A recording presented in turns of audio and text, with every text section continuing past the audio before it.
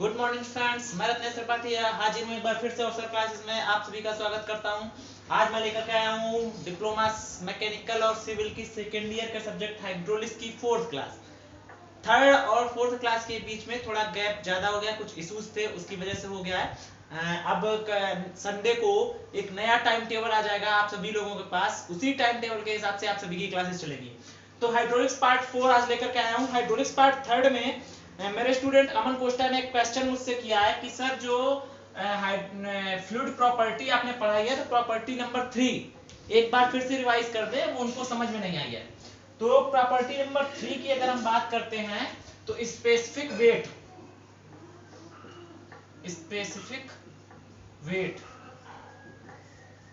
ये थी third property जो उन्होंने कहा है सर एक बार फिर से रिवाइज कर दीजिए, थोड़ा कम समझ में आया है। अच्छा लगा अमन जी, आपने क्वेश्चन किया, इसका मतलब आप क्लास कर रहे हैं। खुशी होती है आप लोग जब क्लास करते हैं और उसका रिप्लाई देते हैं कि सर ये चीज नहीं समझ में आई है।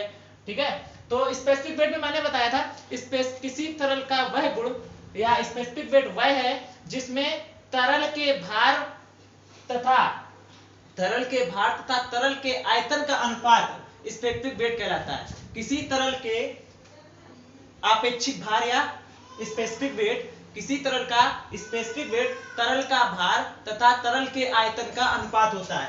तो तरल का इसे स्मॉल w से रिप्रेजेंट करते हैं। ठीक है, तो अगर हम बात करें small w is equal to तरल का भार जो होगा वो कैपिटल W से रिप्रेजेंट करते हैं, भार हमेशा कैपिटल W से रिप्रेजेंट किया था, और आयतन v से। ठीक है, तो ये हो गया फार्मूला इसका, small is equal to capital W upon v, जहां कैपिटल W हिंदी में लिख देते हैं वेट ऑफ फ्लूइड। ठीक है, तरल का भार और वॉल्यूम ऑफ फ्लूइड।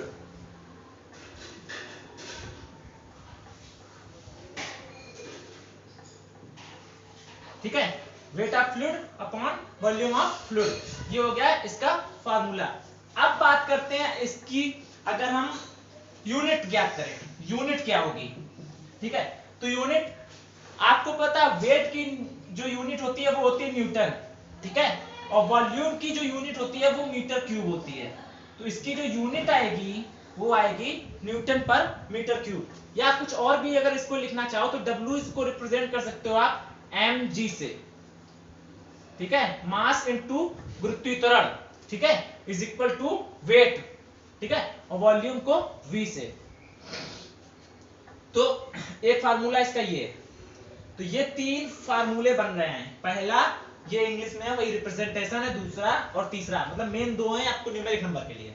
ठीक है, अगर यूनिट इसके हिसाब से देखें तो ये आ रही है। ठीक है, अब इसके हिसाब से बात करें तो m का किलोग्राम, इसका होता है मीटर पर second square upon metre cube. ठीक, अगर बात करें किलोग्राम मीटर पर सेकेंड स्क्वायर, ये हो जाता है, यही होता है न्यूटन के बराबर। ठीक है, अपॉन मीटर क्यूब। अगर वैसे इसको चेंज करना चाहो तो ये टोटल चेंज कर दिया, वैसे बात करेंगे तो किलोग्राम, मीटर से एक मीटर कैंसिल हो जाएगा, तो किलोग्राम यहां आएगा। ठीक है, मीटर इंटू मीटर पर second square upon metre cube, इसके नीचे एक आएगा, ये एक हो गया, तो मीटर स्क्वायर पर सेकेंड, मीटर स्क्वायर पर सेकेंड। दूसरा इसका फार्मूला अगर ये लिखना चाहो, ठीक है, इन दो, लेकिन ज्यादातर आपको यही यूज करना होता है फार्मूला, तो इसकी जरूरत नहीं पड़ेगी। ठीक है, तो ये अगर एक बार फिर से सुन लीजिए, किसी फ्लूइड का स्पेसिफिक वेट या आपेक्षिक भार, आपेक्षिक, आप नोट्स बनाने के लिए थ्योरी जो लिखना चाहेंगे वो इस तरीके से लिखेंगे, किसी तरल का आपेक्षिक भार उस तरल के भार तथा उस तरल के आयतन का अनुपात होता है, इसे स्मॉल w से रिप्रेजेंट करते हैं। और अगर अतः यदि किसी फ्लूइड का भार W है और आयतन V है, देन तब W is equal to capital W upon V, चूंकि W इक्वल टू mg, तो ये फार्मूला आप लिख सकते हैं उसके नीचे कि W is equal to mg upon V, इसकी यूनिट न्यूटन पर मीटर क्यूब होती है। ये हो गई आपकी प्रॉपर्टीज ऑफ फ्लूइड। तो प्रॉपर्टीज ऑफ फ्लूइड मैंने पढ़ा रखी हैं आपको सारी थर्ड क्लास में। और अब बात करते हैं हम लोग आज के टॉपिक की। आज कौन कौन से टॉपिक पढ़ाएंगे? आज सबसे पहले पढ़ाएंगे हम आपको अपेक्षिक specific weight and density, relation between specific weight and density, relation between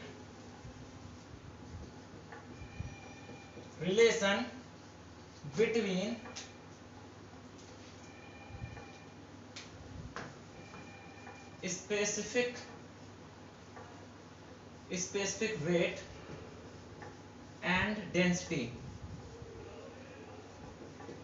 इसको रिप्रेजेंट करते हैं रो से, स्पेसिफिक वेट अभी पढ़ाया स्मॉल w से। आपेक्षिक भार और घनत्व में संबंध, ठीक है, आपेक्षिक भार और घनत्व में संबंध, पहला टॉपिक ये होगा, ठीक। दूसरे टॉपिक की अगर बात करें तो पढ़ाएंगे वेपर प्रेशर, ठीक है। थर्ड टॉपिक जो हमारा रहेगा वो रहेगा एटमॉस्फेयर प्रेशर, वायुमंडलीय दाब,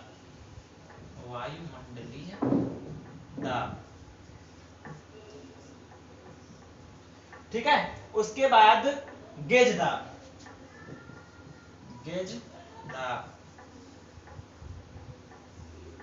गेज प्रेशर, ठीक है। उसके बाद नेक्स्ट टॉपिक रहेगा हमारा, पहले ये 4 टॉपिक कंप्लीट करते हैं, अगर टाइम रहता है तो फिर नेक्स्ट टॉपिक की बात करते हैं। तो सबसे पहले आते हैं relation between specific weight and density. तो हम लोगों ने पढ़ा है कि स्पेसिफिक वेट क्या होता है, अगर हम फार्मूला लिखें, चूंकि स्पेसिफिक वेट होता है कैपिटल W अपॉन V, ठीक है। हम यहीं से स्टार्ट करते हैं। माना किसी लिक्विड का स्पेसिफिक वेट W है तथा उसका आयतन या उसका वॉल्यूम V है, या इस पे पूरा फार्मूला लिख के बताते हैं, ठीक है, कैसे आएगा। आपेक्षिक भार इज इक्वल टू तरल का भार डिवाइडेड बाय तरल का आयतन, ठीक है। यहां से शुरू करते हैं। अगर इंग्लिश में बात करें तो वेट ऑफ लिक्विड, ठीक है, एंड वॉल्यूम ऑफ लिक्विड,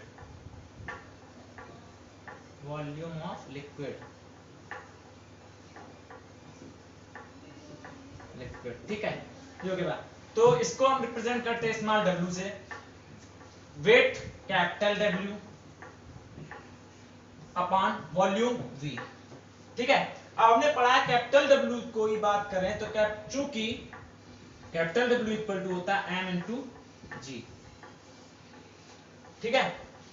अगर तो आगे बढ़ते हैं, इसलिए small w is equal to, W की जगह हम लिख दें m upon G into V, ठीक है। अब आपने पढ़ा होगा चूंकि रो इक्वल टू होता है किसी लिक्विड की डेंसिटी उस लिक्विड के द्रव्यमान और आयतन का अनुपात होती है, पढ़ा था।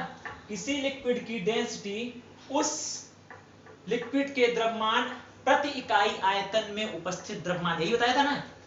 अगर देखो आप फार्मूले याद कर सकते हैं तो थ्योरी अपने मन से ही बना सकते हैं। बुक में लिखा है प्रति इकाई आयतन में उपस्थित द्रव्यमान, ठीक है, उसका घनत्व कहलाता है। अगर हमें फार्मूला याद तो हम ये भी कह सकते हैं किसी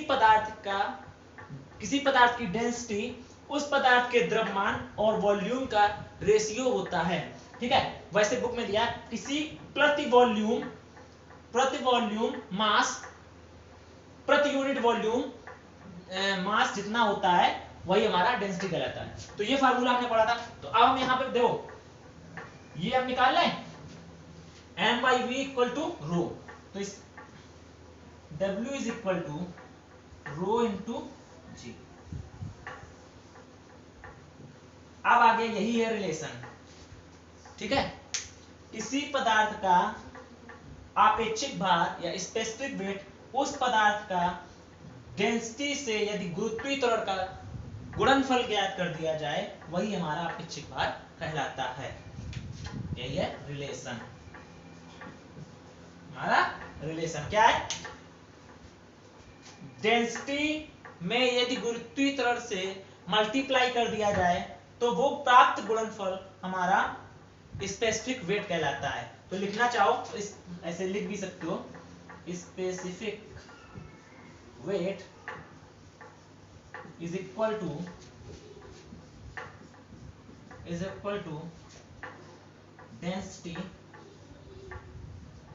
डेंसिटी इन रो इनटू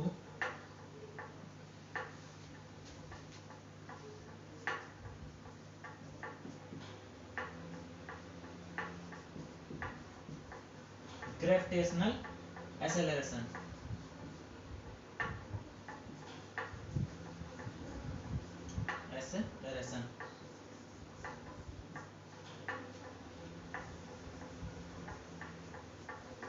ठीक है,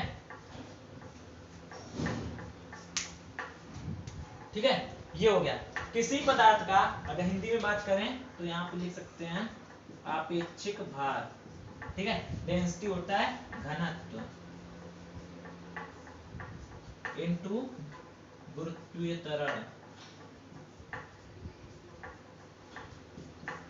ठीक है। ये होता है रिलेशन। अगर रिलेशन की बात करें तो हम स्टार्ट करते हैं आपका आपेक्षिक भार से।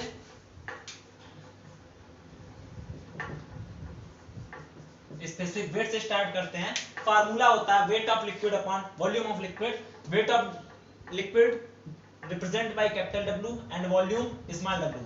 Capital W is equal to small m into g, mass into गुरुत्वीय त्वरण, ठीक है, ग्रेविटेशनल एक्सेलरेशन, ठीक है। And W is equal to mg upon v, m upon v is equal to rho, ठीक है, डेंसिटी। तो ठीक है, per unit mass is equal to density. अब बात करते हैं तो W equal to rho into g, यही है आपका रिलेशन डेंसिटी और स्पेसिफिक वेट के बीच में, ठीक है। अब बात करते हैं सेकंड टॉपिक हमारा वेपर प्रेशर।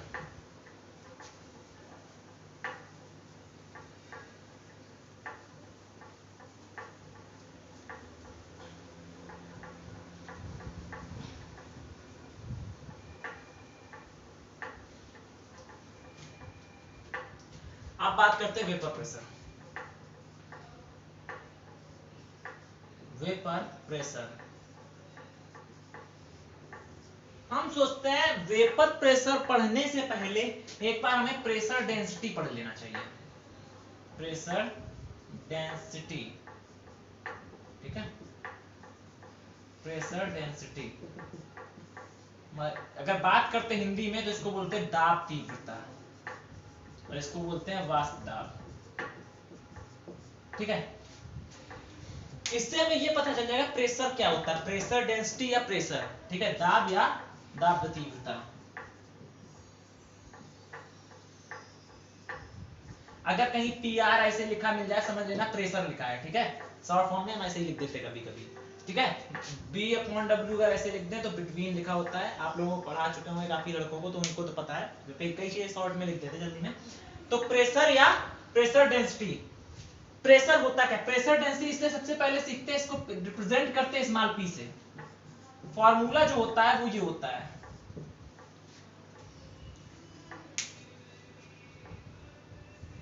ठीक है।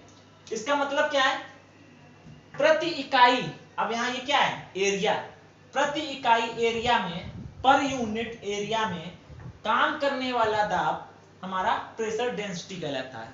और अगर एक हम स्टैटिक मतलब अवस्था में लिक्विड है उसकी बात करें, मान लो एक ये बर्तन है हमारे पास,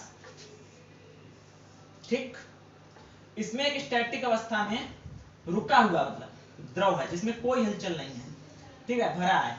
तो इसकी जो दाब तीव्रता होगी वो हमेशा बर्तन की सतह के लंबवत होगी, मतलब बर्तन की सतह के परपेंडिकुलर होगी। इधर से जो प्रेशर डेंसिटी होगी वो इस सतह के परपेंडिकुलर, इधर से जो होगी वो इस सरफेस के परपेंडिकुलर। तो बात करें तो जितनी भी हमारी प्रेशर डेंसिटी होंगी वो हमारी इंटेंसिटी होता है, इंटेंसिटी, ठीक है। प्रेशर इंटेंसिटी, जितनी भी प्रेशर इंटेंसिटी होगी वो हमेशा बर्तन की सरफेस के परपेंडिकुलर या लंबवत होती है, बर्तन की सतह के लंबवत होती है, जब लिक्विड हमारा रुका हुआ होगा, उसमें कोई भी हलचल नहीं होगी। ठीक है, तो ये अब ये बताने के लिए था। अब बात करते हैं यहाँ पे, तो प्रेशर डेंसिटी प्रति इकाई एरिया पर काम करने वाला दाब प्रेशर इंटेंसिटी कहलाता है। ठीक है, तो यही हमारा प्रेशर इंटेंसिटी होता है। अब बात करते हैं वाष्प दाब की। वाष्प दाब क्या होता है? वाष्प दाब की बात करें तो हमने देखा होगा जब हम लिक्विड गर्म करते हैं, ठीक है, देखो एक लिक्विड था बर्तन में, ये भरा हुआ लिक्विड है, ठीक है,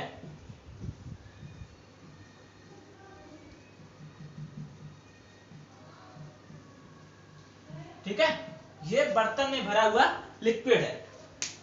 अब इस पे एक दाब लगता है हमेशा, जो एटमॉस्फेयर द्वारा डाल जाए, एटमॉस्फेयर के द्वारा जो सबसे ऊपरी लेयर होती है, इस पे एक दाब लगता है। अब देखो ये सतह है, इसके परपेंडिकुलर वर्क कर रही है, तो ये जो दाब लग रहा है इस पे, तो वो सतह पे लग रहा है, जिसके कारण द्रव के अणु कभी उड़ते नहीं है। मतलब जब तक इस दाब, ये जो एटीएम प्रेशर है, ठीक है, एटमॉस्फेरिक प्रेशर है, जब तक इससे अधिक दाब नीचे से नहीं लगेगा तब तक ये द्रव वाष्प नहीं बनके उड़ नहीं सकता है। तो एक ऐसा प्रेशर या ऐसा दाब जो एटमॉस्फेयर के प्रेशर को तोड़कर द्रव के अणुओं को बाहर निकालने पे विवश कर दे। और ये उठता कब है? जब हम हीट देते हैं तो जो नीचे से द्रव के अणु होते हैं वो आपस में ऊपर नीचे हलचल करते हैं, तो उनकी जो इंटेंसिटी होती है वो इतनी ज्यादा बढ़ जाती है, ये जो पीएटीएम होते हैं इसको तोड़ के वो वाष्प बन के ऊपर निकल जाते हैं। तो किसी द्रव को जब हम गर्म करते हैं तो वाष्प ऊपर की ओर उठती है, और यही वाष्प पीएटीएम को तोड़कर पानी के कणों के साथ ऊपर निकलने लगती है।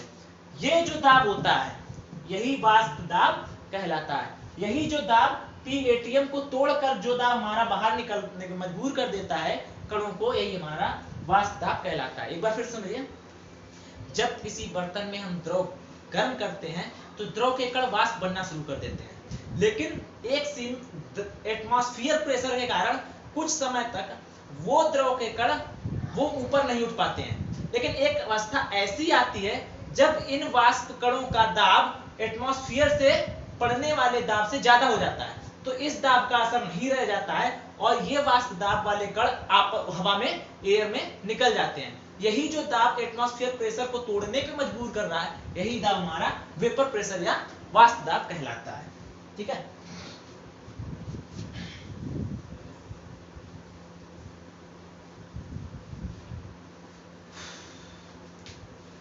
अब बात करते हैं गेज दाब, गेज प्रेशर।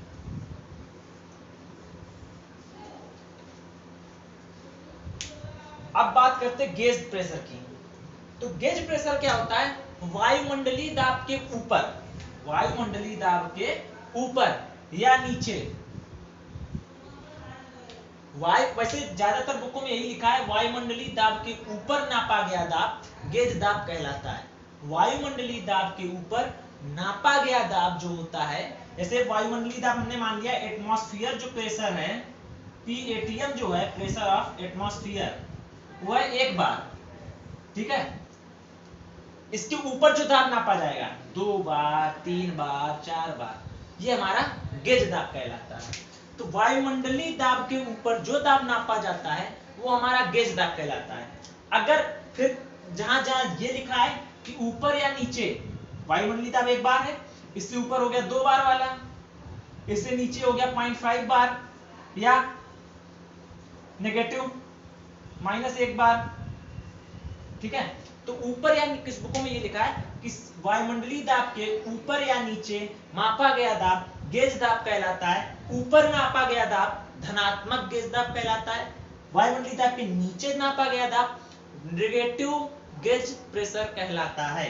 तो आप, लेकिन आप जो थ्योरी लिखना वो यही लिखना, क्योंकि ज्यादातर बुकों में जो आपकी डिप्लोमा की बुकें हैं उनमें यही दे रखा है, वायुमंडलीय दाब के ऊपर नापा गया जो दाब होता है वो गेज प्रेशर कहलाता है। इसको पीजोमीटर,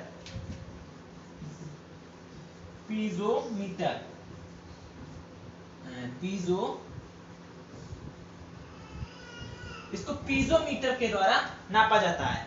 इसको पीजोमीटर ट्यूब या ट्यूब भी लिख देते हैं, पीजोमीटर ट्यूब नली, वही होता है पीजोमीटर भी बोलो, पीजोमीटर या यू ट्यूब।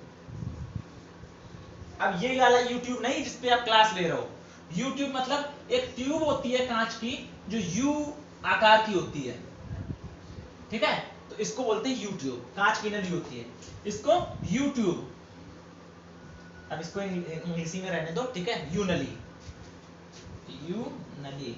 इसके नाम से बना रहा कि यू आकार में ये मुड़ी होती है, इसीलिए इसका नाम यू नली या यूट्यूब नाम दिया गया है। बस ये ध्यान रखना आपका ये वाला यूट्यूब नहीं है। जो गेज दाब नापा जाता है वो पीजोमीटर नली के द्वारा या यूट्यूब नली के द्वारा नापा जाता है। और होता क्या है, वायुमंडलीय दाब के ऊपर जो दाब नापा जाता है वो हमारा गेज दाब कहलाता है। अब बात करें जो एटमॉस्फेयर PATM जो नापा जाता है, मेजर किया जाता है, वो किया जाता है बैरोमीटर के द्वारा, बैरोमीटर। P एटमॉस्फेयर जो होता है वो बैरोमीटर के लिए नापा जाता है। और ये अगर P एटमॉस्फेयर नापे तो होता क्या है, PATM जो लिखा है कि अगर आप कैसे मान लेंगे PATM होता क्या है, तो जो PATM होता है वो होता है 101.33 किलो पास्कल। ये होता है एटमॉस्फेरिक प्रेशर जो नॉर्मली वर्क करता है। अगर इसको अब बोल देते, कहीं कहीं लिख देते हैं 10.3 मीटर पानी की ऊंचाई पर, 10.1 मतलब जैसे ये पानी है पृथ्वी लेवल पे भरा है, पृथ्वी लेवल पे, तो एक पानी अगर भर दें, ठीक है, उन्होंने बोला पानी भर दो, तो यहां से 10.3 मीटर 10.3 मीटर ऊंचाई पे जो दाब होगा, ठीक है, वही P एटमॉस्फेयर माना जाता है,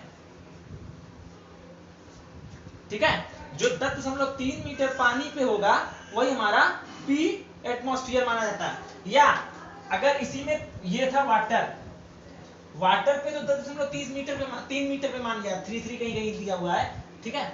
और अगर यही हम पारा भर दें किसी बर्तन में, ठीक है, अगर किसी बर्तन में पारा भर दें, इसको बोलते हैं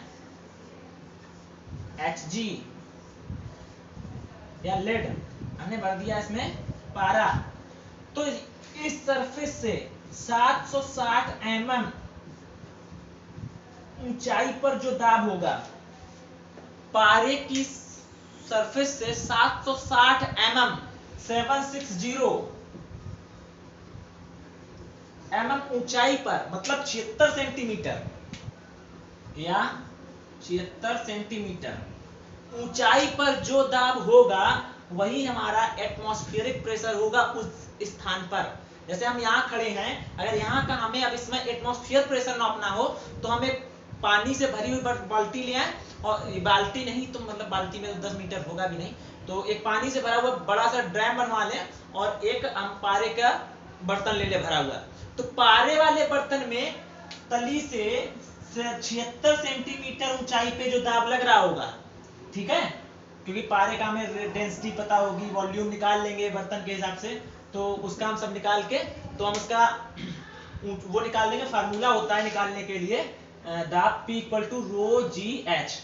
गुरुत्वीय त्वरण हमें पता ही है 9.8 लगता है, हाइट हमने बताई थी 76 सेंटीमीटर, अगर मीटर में चेंज करना तो मीटर पे, फिर रो डेंसिटी या पारे की हम निकाल पता ही होती है, ठीक है, वो आगे बताएंगे किसकी किसकी कितनी डेंसिटी होती है, ठीक है, तो रो पता ही रहेगा, जी पता रहेगा, एच हमने बताई, पानी की जैसे 10, हाइट बताई 10.33, जी 9.81, और रो अगर बात करें तो 1000 के आसपास होता है, और जो पारे का होता है वो 1300 के आसपास कुछ होता है, ठीक है, और पानी की बात करें तो 1000, ठीक है, तो ये होता है, तो इसके हिसाब से हम निकाल लेंगे, ठीक है। तो पारे और पानी में, तो पारे में 760 mm या 76 सेंटीमीटर ऊंचाई पे जो दाब होगा वही यहाँ पे एटमॉस्फेयर होगा। अगर पानी से भरे बर्तन में तो 10.33 मीटर ऊंचाई पे तली से जो प्रेशर होगा वही हमारा यहाँ पे एटमॉस्फेयर प्रेशर होगा। तो गेज प्रेशर हो गया, एटमॉस्फेयर प्रेशर हो गया, ठीक है। तो अब दाब तीव्रता भी हो गई है, तो अब बाकी क्लास थोड़ी आप लोगों की कंफ्यूजन चल रहा है, मेन रीजन आपको बता देता हूँ क्लास आपकी लेट क्यों हो रही है। थोड़ा जो मेरे पास सिलेबस है वो थोड़ा डीपली है, वो है एसएससी जेई लेवल का, ठीक है। और आप लोगों का जो सेमेस्टर वाइज और जो मेरे पास पहला है वो मैं ईयरली वाला सिलेबस रखे हुए हूँ अपने पास। तो जो आपका सेमेस्टर वाइज हुआ तो कई सारी चीजें कट कर दी हैं उसमें, तो ऐसा ना हो मैं पढ़ाता रहूं और वो चीज सिलेबस में है नहीं, आप भी परेशान हो और हम भी परेशान हो। हमें तो खैर परेशान नहीं होना, आप ही लोग फालतू में पढ़ते रहोगे, बाद में वो सर ये कुछ तो आता ही नहीं है। तो इससे अच्छा थोड़ा सिलेबस कंफर्म कर रहा हूँ, जैसे ही कंफर्म होता है डेली क्लास लेना शुरू करो। वैसे संडे से आपको टाइम टेबल दे के, संडे को टाइम टेबल आप लोगों को दे के उसके हिसाब से डेली वही क्लासेस लगेंगी जो संडे को आपको टाइम टेबल दिया जाएगा। यही प्रॉब्लम थर्ड ईयर के सिलेबस में है, सिलेबस उनका नहीं मिल पा रहा है, इसलिए थर्ड ईयर की अभी कोई क्लास नहीं लग पा रही है। तो धन्यवाद आप सभी का। और आपको सब आप जो हमारे सब्सक्राइबर हैं 100 हो गए हैं इस समय, 115 हो गए शायद। तो धन्यवाद कि हम 3 अंकों तक फिलहाल तो पहुंच गए हैं, और जो रेशियो हमने सोचा था उसके हिसाब से जल्दी पहुंच गए हैं। तो आप सभी का भी धन्यवाद, क्योंकि आपकी मेहनत और हमारी मेहनत दोनों मिलकर रंग ला रही हैं। आपको थोड़ी सी मेहनत और करनी है, ये कि आप ज्यादा से ज्यादा शेयर करें और लोगों को, आप ना फेसबुक चलाते हैं, कई सारे माध्यम चलाते हैं, लोगों को शेयर करते रहें। जो बच्चा पढ़ रहा होगा, पॉलिटेक्निक कर रहा है, वो अपना खोल के देख लेगा, जो नहीं पढ़ता होगा साइट से निकाल देगा। तो आप लोग शेयर करें, और जो लोग नए देख रहे हैं वो सब्सक्राइब करें, बेल आइकन का बटन दबाएं। जय हिंद, जय भारत।